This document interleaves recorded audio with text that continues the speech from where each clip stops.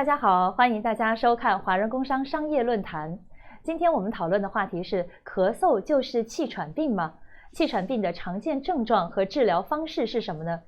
我们今天邀请到的专家是过敏免疫专科医师林兆义先生。林兆义医师1982年从台湾中国医药大学毕业之后，1984年当完兵，决定到美国深造。1989年完成在芝加哥大学的小儿科训练。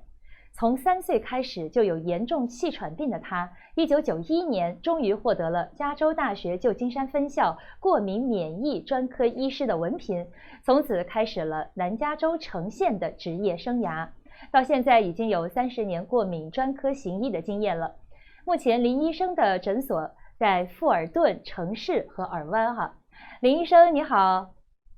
你好 Candice， 你好，点击的观众大家好。林医生，我们想请问一下您大部分人对气喘病有哪些误解呢？第一个我应该要先跟大家讲清楚，今天我跟大家讨论的咳嗽气喘病是跟这个所谓长期抽烟不相关的。那最常见的一个状况几乎每天都会在诊所碰到的，就是说今天这个病人感冒了他感冒完了，他开始咳嗽，然后他的咳嗽也已经超过2个礼拜了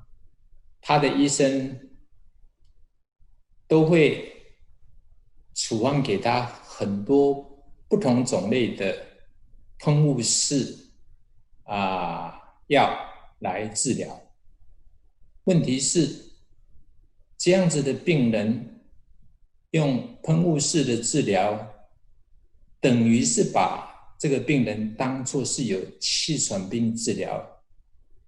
是正确的吗？大家可能也知道，感冒会并发细菌性的气管炎，也可能并发鼻窦炎。如果因为感冒咳嗽，它的胃食道逆流会恶化，也可能让咳嗽更剧烈。假设说你真的怀疑你这个治疗是不是正确的，我个人觉得要正确的诊断气喘病，除非很小的小孩子，做肺功能测验是必须要的。在这种状况，找个有经验的过敏气喘专科医生去做准确的判断，应该是非常非常重要的。而且以前的对气喘病的治疗，常常都觉得我们就用吸入性的支气管扩张剂就好了，不舒服的时候去用。但是我们已经非常清楚，支气管会收缩是因为支气管里面发炎造成的，所以治疗支气管的发炎反而才是真正从根本治疗最重要的重点。林医生还想请问一下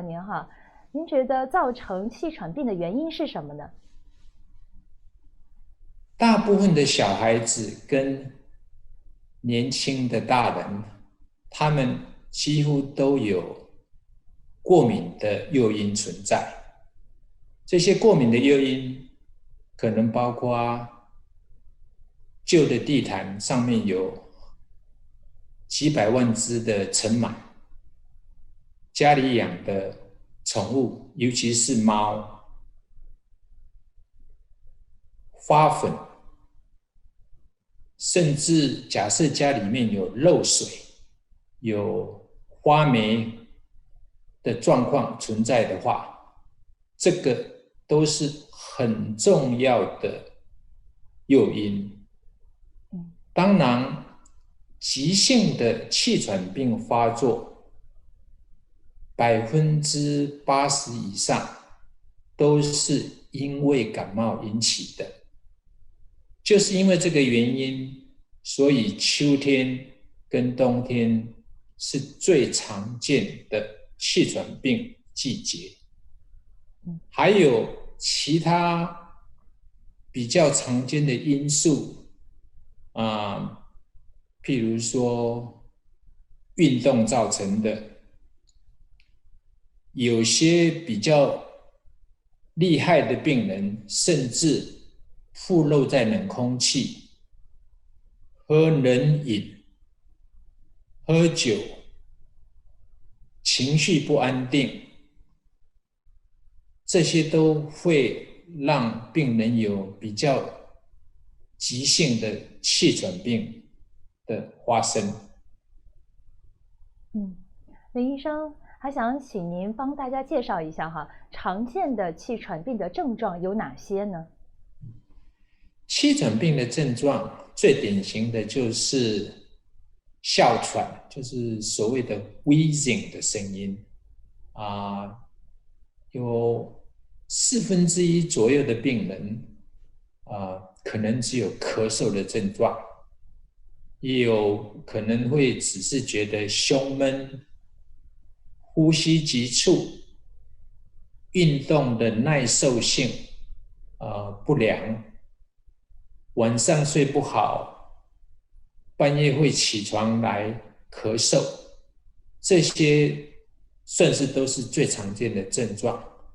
当然，很小的小孩子，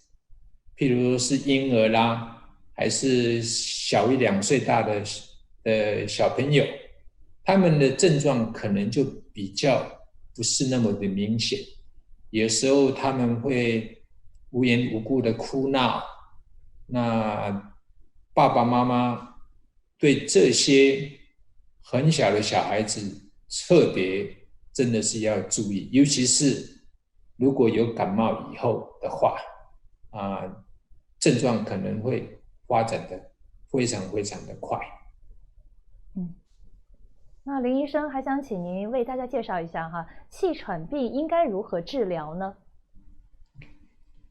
气喘病的治疗，第一个最大的重点就是医生要帮病人确定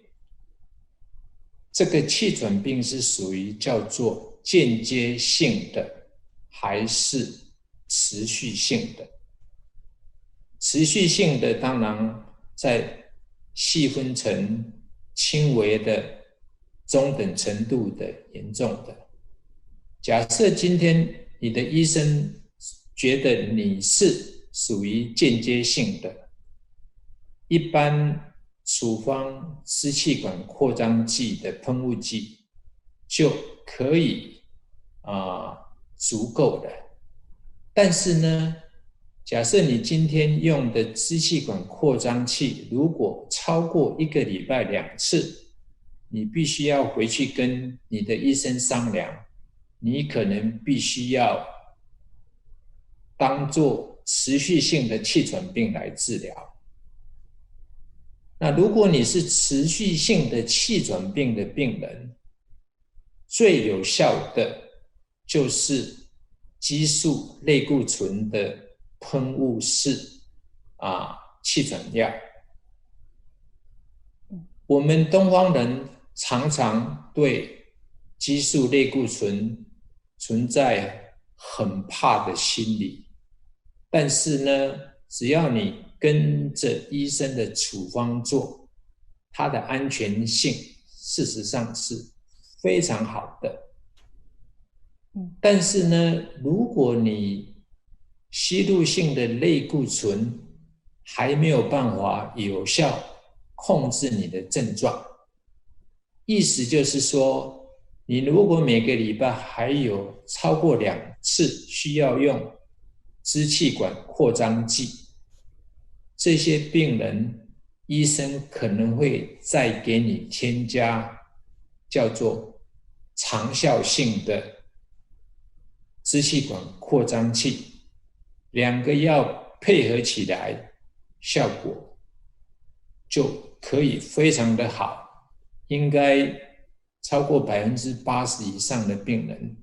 在这几个步骤都能够好好控制的。最近几年美国的 FDA 批准了很昂贵的生物药剂，这些药的费用可能高达几千块一个月。当然，这些药是给非常严重的病人使用。我刚刚有提到，因为气喘病常常有过敏的诱因，所以有关其他过敏的问题宠物啦、尘螨啦，必须也要做这些好的因应措施，才能够有效的整体的治疗，甚至打减敏针可能也是其中治疗的方式之一。林医生还想请教一下您哈，气喘病的患者应该注意哪些事项呢？我想气喘病最主要的就是病人和医生要有一个非常完整的卫教讨论。我这边有，譬如说，这是一个家里可以使用的简单呼吸量的测试。如果这个是有需要，医生跟病人要讨论说，到底在它的量在某个数目以下，就要开始启动治疗的步骤。另外一个就是说，如果只是开喷雾器的气喘病药给你，没有教导你如何使用。我现在手上拿的是一种最典型的喷雾器，但是呢，现在已经有很多不需要这种叫做 spacer 的东西。如果你没有得到很完全的指示，你可能药的效果会减低很多，甚至在对很小的 baby 或者说年纪很大的病人，像这些所谓的喷雾机，有时候变成会是非常重要的一个讨论的范围之内。我很希望大家不要忘记，很久以前一个非常有名的歌星邓丽君，也是因为气喘病发作的非常厉害，不幸的走了。我很郑重的让大家能够了解，气喘病真的有可能会致命的。谢谢。非常感谢林兆义医生为我们分析气喘病的常见症状和治疗方法哈。当然也感谢大家的收看，我们下期节目再见。